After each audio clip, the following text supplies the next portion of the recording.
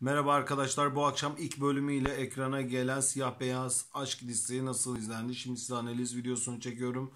Arkadaşlar, dizi ilk başladığı anda bir ortalama bir seyirci kitlesini çekerek başladı. Dizi ilerledikçe çektiği bu ortalama seyirci kitlesini tuttu. Şöyle bir şey de vardı arkadaşlar. Ya isimsizler seyircisinden dizileri bu akşam var diye gelenler oldu, ya da Siyah Beyaz Aşk dizisi kendi genel seyirci kitlesini çekti. Onu tam olarak bilmiyorum ama gelen seyirci kitlesini tutmasına bakarsak kendi genel seyirci kitlesi o zaman diyorum buna.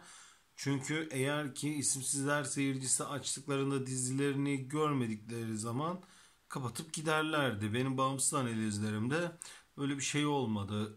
Genel olarak Siyah Beyaz Aşkı açan seyirci kitlesi dizide kaldılar arkadaşlar.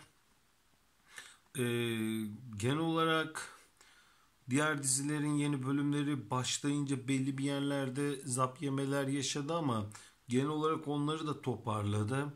Yani kısaca konuyu toparlarsam Siyah Beyaz Aşk bende ilk bölüm kötü başlamadı arkadaşlar. Bu şekilde sevdiğiniz Siyah Beyaz Aşk dizisi için analizleri takip etmek için sayfama abone olabilirsiniz. Şu an tekrar bölümü var. Tekrar bölümü de nasıl izlendiği hakkında da bir video analiz çekeceğim. Onu da sayfamdan izleyebilirsiniz arkadaşlar. Şimdilik benden bu kadar.